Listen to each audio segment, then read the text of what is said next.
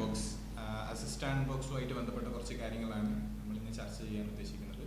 Assist box എന്നുള്ളത് നമ്മളൊരു 19 സ്കൂൾസുമായിട്ട് collaborate ചെയ്തിട്ട് ടെക്നോളജി പ്രൊജക്റ്റ് ചെയ്യുന്നു എന്നുള്ളതാണ് അസിസ്റ്റ് ബോക്സ് കൊണ്ട് ഉദ്ദേശിക്കുന്നത്.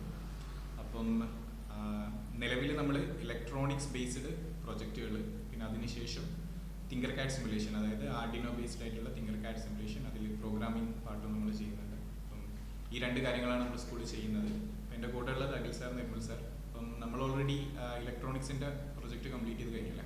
ഏകദേശം എല്ലാ സ്കൂളുകളിലും കംപ്ലീറ്റ് ആയിട്ടുണ്ട്. ഇനി ടിങ്കർ കാഡിലേക്ക് കടക്കാൻ പോവുകയാണ് അല്ലേ, ട്രാൻസിഷനാണ്. ഓക്കെ.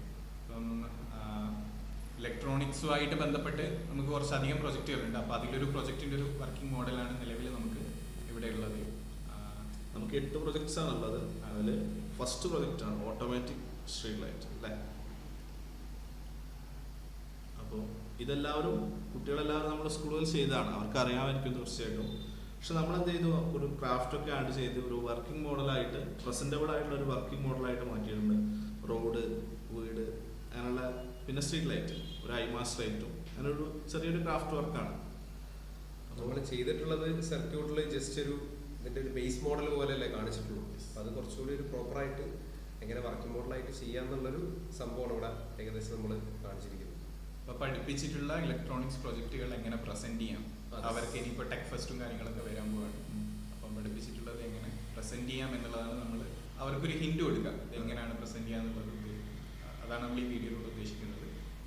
അപ്പം ഇപ്പം നിലവിൽ ഈ പ്രൊജക്റ്റ് വർക്ക് ചെയ്യുന്നത് 2 രീതിയിലാണ്. ഒന്ന് സ്വിച്ച് ബേസ്ഡ് കൺട്രോൾഡാണ്. അപ്പം അതിൻ്റെ കാര്യം പറയുകയാണെങ്കിൽ നമ്മുടെ നാട്ടിലൊക്കെ ചില സ്ഥലങ്ങളിൽ അങ്ങനെ സ്വിച്ച് ബേസ് നോർമലി കോമൺ ആയിട്ട് ഇപ്പം എല്ലായിടത്തും ഉള്ള രീതി സ്വിച്ച് തന്നെയാണല്ലോ. KCBന്റെ പോസ്റ്റിൽ ഒരു സ്വിച്ച് ഉണ്ടാവും, ആരെങ്കിലും പോയി ഓണാക്കി ഓഫ് ആക്കുക വേണം. ഏതെങ്കിലും ഒരു പ്രായ അമ്മാവൻ ആണല്ലോ മെയിനായിട്ട് ഓപ്പറേറ്റ് ചെയ്യുന്നതാണ്, വേറെ ആരും ശ്രദ്ധിക്കില്ല. ചിലപ്പോൾ ഓണായി കിടക്കുക, പകല് കത്തി കിടക്കുന്നത് നമ്മൾ കാണാറുള്ളതാണ്.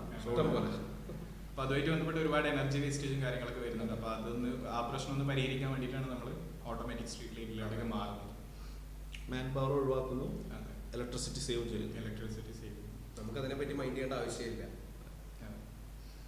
അപ്പം നിലവിൽ ഇത് സ്വിച്ച് ബേസ്ഡ് കൺട്രോളാണ്. അപ്പോൾ ഞാനിപ്പോൾ ഇവിടെ സ്വിച്ച് ഓൺ ചെയ്യുന്ന സമയത്ത് ഇവിടെ എല്ലാ LEDs ഓൺ ആകും, ഓഫ് ചെയ്യുന്ന സമയത്ത് ഓഫ് ചെയ്യുന്നത്. ഇത് നമ്മൾ ഇതിൻ്റെ വർക്കിംഗ് പ്രിൻസിപ്പിളും ഇതിൻ്റെ കോമ്പണൻസും കാര്യങ്ങളൊക്കെ നമ്മൾ സ്കൂളിൽ ഓൾറെഡി എക്സ്പ്ലെയിൻ ചെയ്തിട്ടുള്ളതാണ്, കുട്ടികൾക്ക് അറിയാവുന്നതാണ്.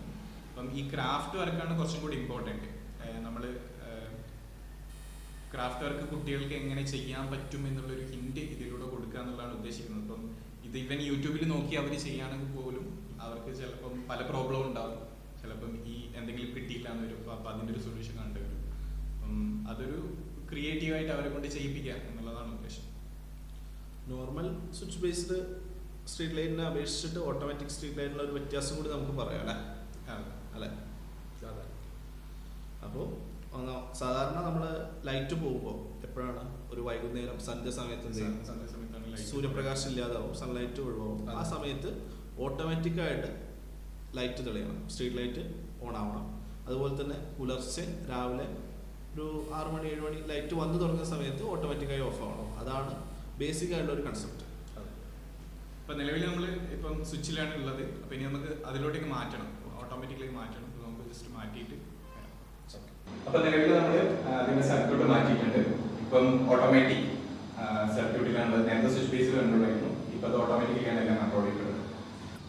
നിലവിൽ നമുക്കിപ്പോൾ ലൈറ്റ് ഉണ്ട്. അപ്പോൾ ലൈറ്റ് ഉള്ള അവസ്ഥയിൽ നമുക്ക് ലൈറ്റ് ഒക്കെ ഓഫായി കിടക്കണം വേണ്ടത്. ഇപ്പം നിലവിൽ ഓഫായി കിടക്കണം. അപ്പം ഇനി ലൈറ്റ് ഇല്ലാത്ത അവസ്ഥയിൽ, ഇപ്പം ലൈറ്റ് ഇല്ലാത്ത അവസ്ഥ സിമുലേറ്റ് ചെയ്യാൻ വേണ്ടി ഞാൻ ജസ്റ്റ് ഈ ഒരു ഇതിൻ്റെ മുകളിൽ വെക്കാം. അപ്പം നമുക്ക് ഇവിടെ ലൈറ്റ് അപ്പ് ചെയ്യുന്നത് കാണാം. ലൈറ്റ് ഡിറ്റക്ട് ചെയ്യുന്നത് LDR ആണ്. അപ്പോൾ LDRന്റെ മുകളിൽ നമ്മളത് ഒരു ഒബ്ജക്റ്റ് പ്ലേസ് ചെയ്തപ്പോൾ LDR ലൈറ്റുമായിട്ട് സെപ്പറേഷൻ വന്നു. ലൈറ്റ് LDRലേക്ക് തട്ടാത്ത സാഹചര്യം വന്നപ്പോൾ ഓട്ടോമാറ്റിക്കായിട്ട് സ്ട്രീറ്റ് ലൈറ്റ് ഓൺ ആയി. അപ്പോൾ അതൊരു നൈറ്റിനെ റെപ്രസെന്റ് ചെയ്യണം. നമ്മൾ ജസ്റ്റ് ഒരു ടെക്നിക്ക് യൂസ് ചെയ്തെന്നുള്ളത് മാത്രം. പിന്നെ ഇത് ജസ്റ്റ് എടുത്തു കഴിഞ്ഞാൽ നമുക്കത് രാവിലെയായി ലൈറ്റ് വന്നു ഓഫ് ആവും എന്നുള്ള രീതിയിലാണ് ഉണ്ടാകുക. അപ്പോൾ ഇങ്ങനെയാണ് ഇതിന്റെ വർക്കിംഗ്. ഇനിയിപ്പോൾ ഇതിലെ മെയിൻ കോമ്പണൻസ് ആയിട്ട് പറയുന്നത് LDR, ട്രാൻസിസ്റ്റർ, റെസിസ്റ്റർ, പിന്നെ കുറച്ച് പെട്രോൾ LEDs, ഇത്രയും കാര്യങ്ങളാണ്. പിന്നെ ബാറ്ററി പവറിന് വേണ്ടി ബാറ്ററി, ഇത്രയും കാര്യങ്ങളാണ് നമ്മൾ യൂസ് ചെയ്തിട്ടുള്ളത്. അതുപോലെ തന്നെ ജസ്റ്റ് ക്രാഫ്റ്റിന് വേണ്ടിയുള്ള മെറ്റീരിയൽസ്. അതെ, ജംബോ വയർസും പിന്നെ കുറച്ച് സിംഗിൾ സ്റ്റാക്ക് വയർസും. പിന്നെ ക്രാഫ്റ്റിന് നമ്മൾ യൂസ് ചെയ്തിട്ടുള്ളത് ഒബിയസ്ലി തെർമോകോൾ, പിന്നെ ചാർട്ട്, കാർഡ്ബോർഡ്,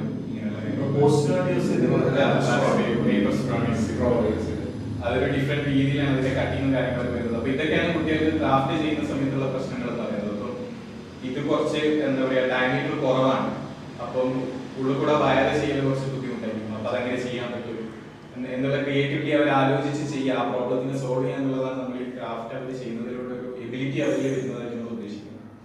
പിന്നെ ഓൾറെഡി ഓട്ടോമാറ്റിക് സ്ട്രീറ്റ് ലൈറ്റ് ഒക്കെ എല്ലാവരും ചെയ്യുന്ന പ്രൊജക്റ്റാണ്, ഓൾറെഡി ഒരുപാട് ആൾക്കാർക്ക് പരിചയമുള്ള പ്രൊജക്റ്റാണ്. പക്ഷെങ്കിൽ കുട്ടികൾ ആ ക്രാഫ്റ്റ് വർക്ക് സ്വന്തമായിട്ട് ചെയ്യുന്ന സമയത്ത് അവരിൽ വരുന്ന എബിലിറ്റീസ് അതാണ് ഇമ്പോർട്ടന്റ്. ഈവൻ അവർ റിപ്പീറ്റ് ചെയ്യുകയാണെങ്കിലും കോപ്പി ചെയ്യുകയാണെങ്കിലും പക്ഷെ അത് സ്വന്തമായിട്ട് ചെയ്യാന്നുള്ളത് ഒരു ഇമ്പോർട്ടന്റ് ആയിട്ടുള്ള കാര്യം. എക്സ്പോ കാര്യങ്ങളൊക്കെ വരികയാണ്. അപ്പോൾ നമ്മൾ ബ്രെഡ് ബോർഡ് ചെയ്ത കാര്യങ്ങൾ അത് അവൈലബിൾ ആണ്. സാർ പറഞ്ഞ പോലെ യൂട്യൂബിലും നമ്മൾ തന്നെ ഒരുപാട് തവണ റിപ്പീറ്റ് ചെയ്ത് പഠിപ്പിച്ചാണ്. ഒരു വർക്കിംഗ് മോഡലായിട്ട് നമുക്ക് സബ്മിറ്റ് ചെയ്യാൻ കഴിയണം എക്സ്പോ കോമ്പറ്റീഷൻ. അതിനു വേണ്ടിയുള്ള ഒരു ഐഡിയ, ബേസിക് ഐഡിയ ക്രിയേറ്റ് ചെയ്യാന്നുള്ളതാണ് നമ്മൾ ലക്ഷ്യമുള്ളത്. പ്രസന്റ് ചെയ്യാൻ തക്ക രീതിയിൽ ആ പ്രൊജക്റ്റുകൾ അവർ ചെയ്യാൻ പ്രസന്റ്. അപ്പൊ ഇത്രയും കാര്യങ്ങളാണ് നമുക്ക് ഈ ഒരു വീഡിയോയിൽ ചർച്ച ചെയ്യാനുള്ളത്. അപ്പൊ നമ്മൾ ബാക്കി ഇലക്ട്രോണിക്സ് പ്രൊജക്ടിന്റെ കാര്യങ്ങൾ പറഞ്ഞു. അപ്പൊ ആ പ്രൊജക്റ്റും കൂടെ ഇതേ ക്രാഫ്റ്റ് വർക്കിലൂടെ തന്നെ ആഡ് ചെയ്തിട്ട് നമ്മൾ വരുന്ന ദിവസങ്ങളിൽ